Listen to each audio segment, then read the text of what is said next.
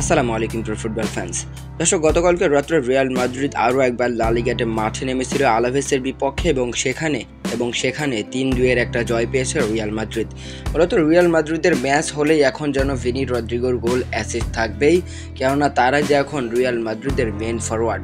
তো Real Madrid আলাভেসের বিপক্ষে কিন্তু দুর্দান্ত পারফরমেন্স করেছে আপনি বলতে পারেন, তবে ডন কার্লো আনচেলত্তির একটি ভুলের কারণে কিন্তু রিয়াল মাদ্রিদ কিন্তু পয়েন্ট খোয়াতে চলেছিল, কেননা যখন আসলে এদার মিলিতাও এবং ভালভার্দেকে উঠিয়ে নেয় তার পরপর কিন্তু রিয়াল মাদ্রিদ 2টা গোল হজম করে ফেলে, যার ফলে কিন্তু অনেকের ভিতরে ভয় ঢুকে গিয়েছিল যে রিয়াল মাদ্রিদের ঘরের মাঠে এসে রিয়াল মাদ্রিদের মতোই গল্প লিখতে চলেছে আলাভেস।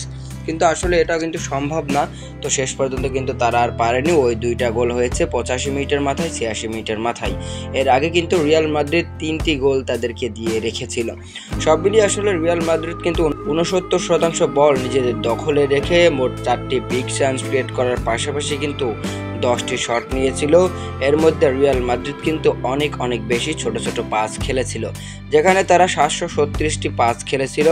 এছাড়াও খেলা শুরুর মাত্র 1 মিনিটের মাথায় দীর্ঘদিন পর রিয়াল মাদ্রিদের শুরুর একাদশে জায়গা পাওয়া লুকাস ভাস্কুয়েজ তিনি কিন্তু গোল করেন ভিনিসিয়াস জুনিয়রের অ্যাসিস্ট থেকে।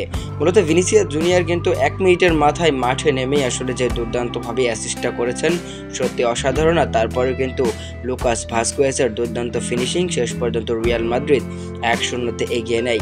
ভিনিসিয়াস আরও একটা অ্যাসিস্ট করেছিলেন, কিলিয়ান এমবাপ্পে গোল করেছিল, কিন্তু অফসাইডের কারণে কিন্তু সেই গোলটি বাতিল হয়।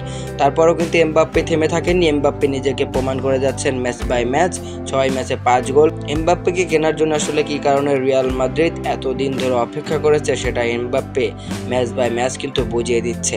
তবে যাই হোক, 40 মিনিটের মাথায় কিন্তু জুড বেলিংহামের দুর্দান্ত অ্যাসিস্ট থেকে কিন্তু কিলিয়ান এমবাপ্পে আরও একবার বল জড়ায়, আর রিয়াল মাদ্রিদ হাফ টাইমের আগ পর্যন্ত কিন্তু 2-0 এগিয়ে মাঠ ছাড়ে। এবং হাফ টাইম পরে ব্রাজিলিয়ান রাইট উইঙ্গার রদ্রিগো গোয়েসকে আসলে প্রশংসায় কিভাবে ভাসাবেন আপনি? রিয়াল মাদ্রিদের ম্যাচের ডান প্রান্তকে খুব ভালোভাবেই কিন্তু ম্যানেজ করে যাচ্ছে ম্যাচ বাই ম্যাচ রদ্রিগো কিন্তু লুকাস ভাস্কুয়েজের অ্যাসিস্ট থেকে যে দুর্দান্তভাবে আসলে একটা শট করে গোল দিয়েছেন। তিনি আসলে এদিক ওদিক তাকাচ্ছিলেন যে ডানে বাই কার কাছে বল দেবেন, এদিক ওদিক তাকাতে গোলকিপারের মনোযোগ নষ্ট করে তিনি গোলবারে শট নিয়েছেন এবং শেষ পর্যন্ত তিনি কিন্তু গোলের দেখা পেয়েছেন 48 মিনিটের মাথায়।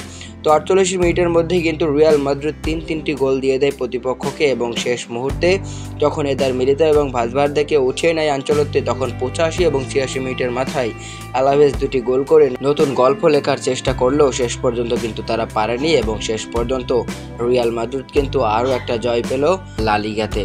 আর এই জয়টা অবশ্য অনেক বেশি গুরুত্বপূর্ণ ছিল লা লিগাতে, কেননা লা লিগাতে এখন প্রতিটা ম্যাচই গুরুত্বপূর্ণ। যেহেতু বার্সেলোনা দুর্দান্ত ফুটবল খেলছে, সেহেতু রিয়াল মাদ্রিদকে কিন্তু কোনো ম্যাচেই পা পিছলে যাওয়া যাবে না। অলরেডি কিন্তু তারা সিজনের শুরুতে 2টি ম্যাচ ড্র করে ফেলেছিল।